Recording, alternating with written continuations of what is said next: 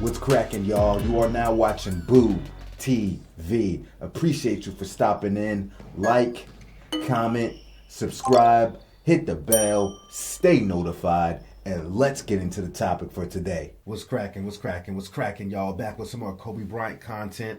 Got a short video clip we'll take a look at. This one submitted by, I'm going to mess your name up again, family, and I apologize. Nico Hanshabutsuno 1028. I'll read to you what he said to me in the post, and thank you for using the video and recommendation comment section to drop your recommendation, my friend. He said, I recently happened upon a short titled Kobe Bryant Basketball Savant video. I came away from it thinking two things. No one really talks about the skills that affect the game, but aren't telegraphed to onlookers. Or players like when Michael Cooper was surprised to learn that Dennis Johnson counted dribbles. I wonder if any players countered the kind of observation that Kobe made. Or if unusual hand dominance throws a wrench into one's ability to anticipate what comes after a pump fake.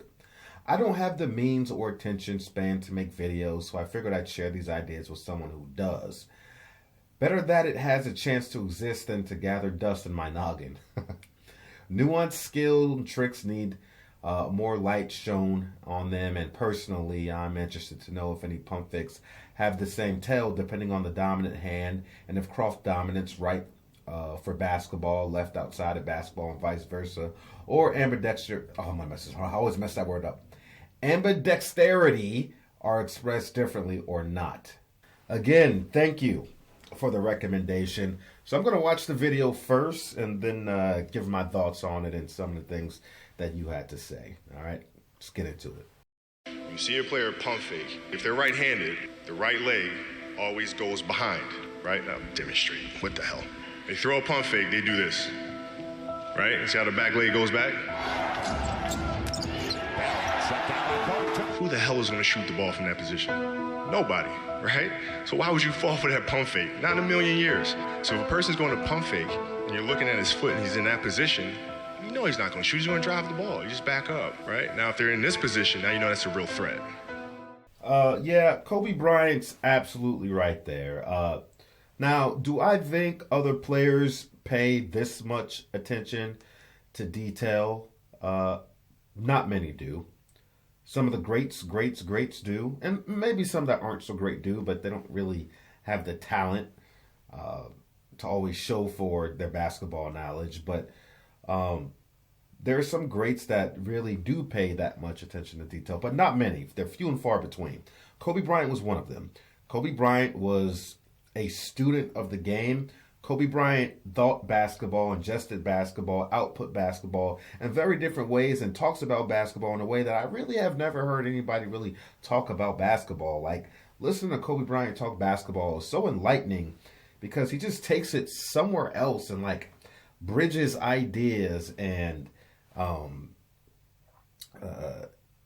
what's the word I want to use? The word I'm looking for is analogy, like giving analogies between basketball and other things, and how he talks about angles and like speaking geometry and angles on the court, angles and trajectory in the air, off the backboard. It's just like, what the hell? It's like, if this is how you think basketball, like, he was a student, he was a brainiac, he was a maniac, and he was fixated on all the little things. Like, people just look at basketball as a macro a lot of times, and it's a simple game, but they don't really break it down as much as they should, so that they can be in situations where they have advantages offensively or defensively because they pay attention to the detail and look at basketball from a micro level, break it down. One play, like Kobe Bryant's the type of guy, you could take one simple play and you don't think nothing of it until he starts talking about it, and he breaks it down to so many different micro levels, and it's like, look at what this foot's doing. Look at what that foot's doing. Look how that player's shifting. This player's shifting. Time on the clock. Body movement. Eye movement. Creates this. Creates that. And it's like, what? All that from that? And you got that? Well, no wonder.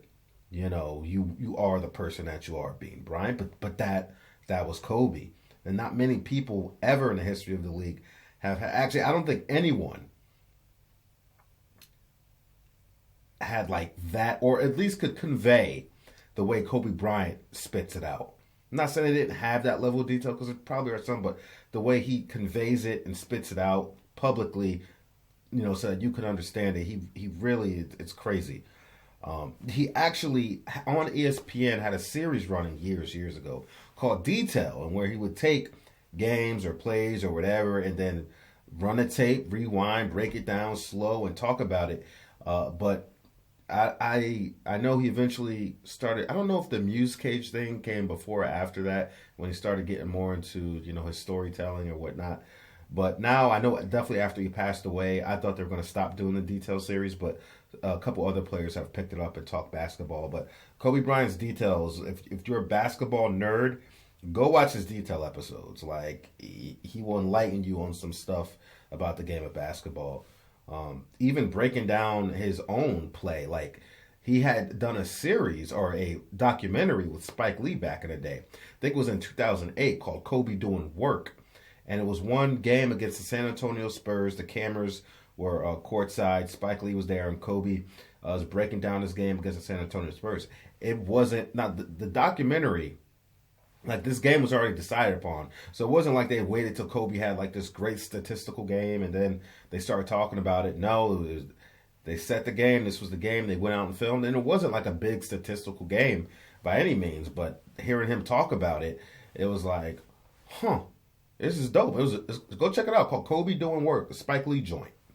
But yeah, not many people could break the game down like he could and try to find advantages every possible way. But that was Kobe's thing. It was like, how do I get an advantage? Even the smallest detail. If it gives me a microsecond, of an earlier response time that can be an advantage, I'm going to do it.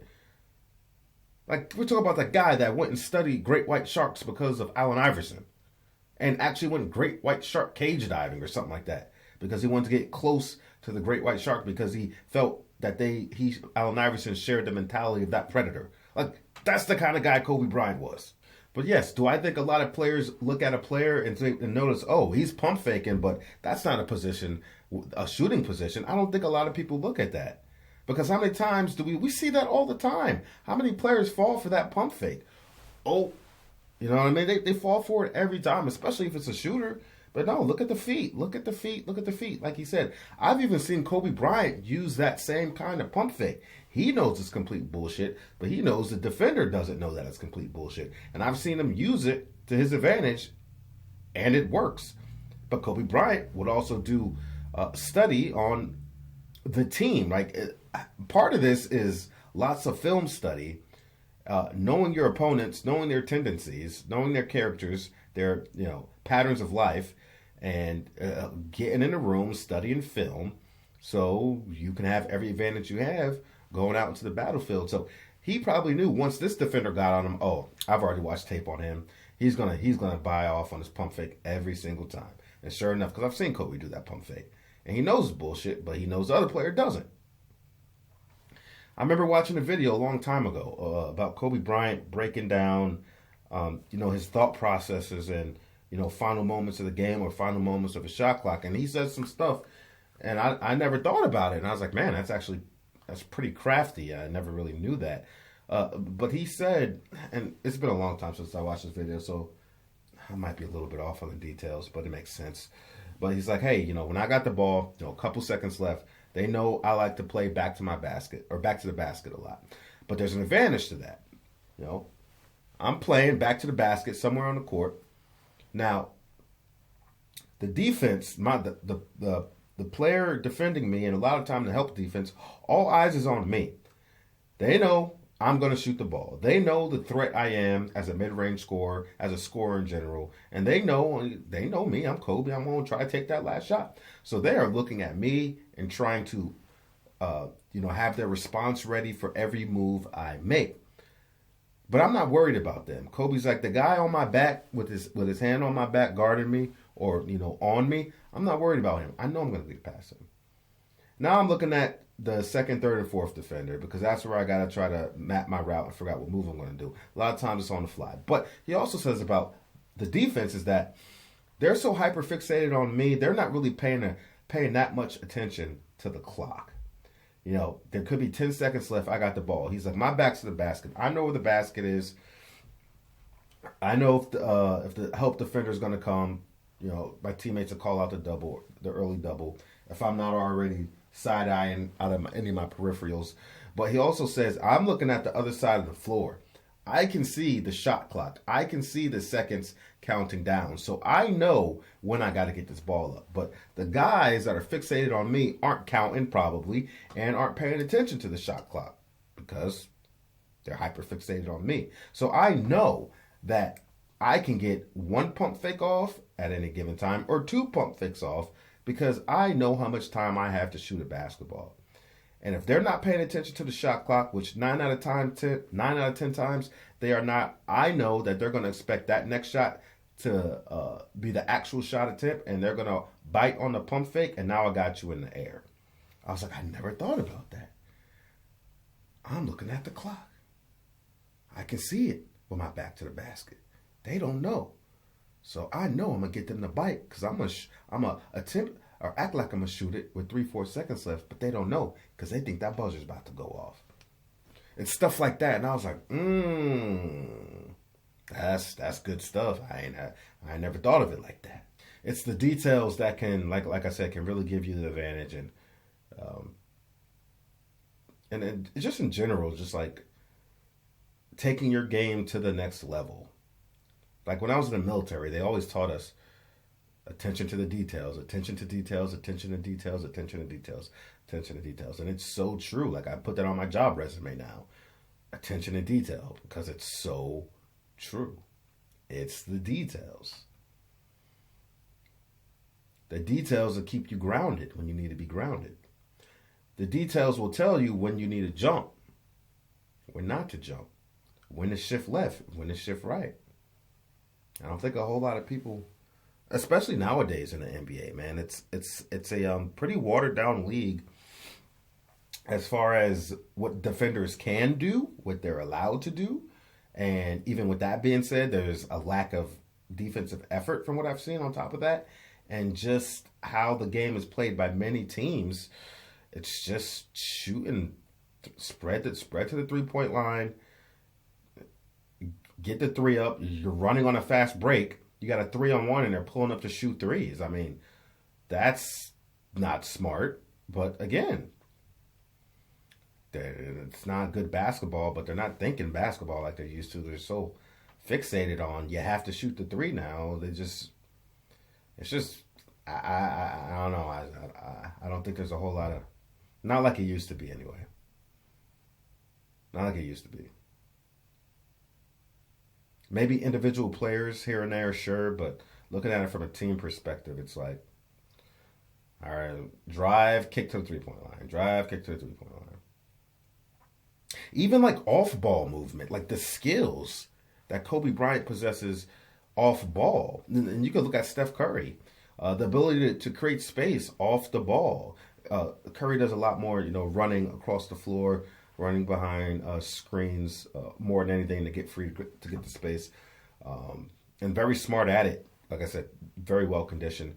Kobe, but not quite like Curry, but he's very shifty with his footwork, very shifty with his body movement.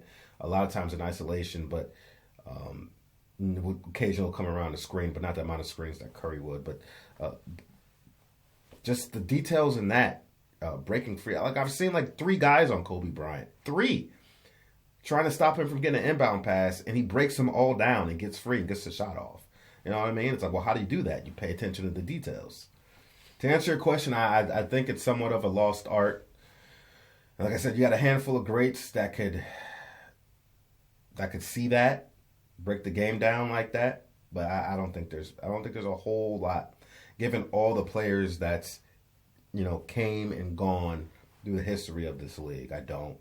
And even me, like as much basketball as I like to study and listen to, I can't break it down the way he can or other people. You know what I mean? And sometimes it's the simplest thing. It's like, of course he's not going to shoot from that position. But how many people actually think about that? No, they're not looking at the whole body of work. They're not looking at everything. They're just looking at the ball and where's the ball going. or maybe everything up here, and they're not paying attention to what the feet are doing. All in the legs, man. Anyway, if anybody has anything to add to what I'm saying, please let me know in the comment section. I could go on much longer, but I gotta go run and do some things and come back to it. So again, I appreciate you. Go check out the Kobe Detail series. Go look at some of that stuff if you like that kind of stuff. Breaking down film, getting into the details, looking at the game from a different perspective. Go check it out. It's good stuff. Or just any Kobe Bryant interview where he's talking about basketball. It can be very enlightening. That's why a lot of people would go to him and train and for advice. Kyrie, Kawhi, Jason Tatum. A handful of players were like Kobe Bryant proteges. All right. Appreciate you guys for stepping in. Check out our Kobe Bryant playlist. Again, thank you for the recommendation. This was kind of cool. I like talking about it.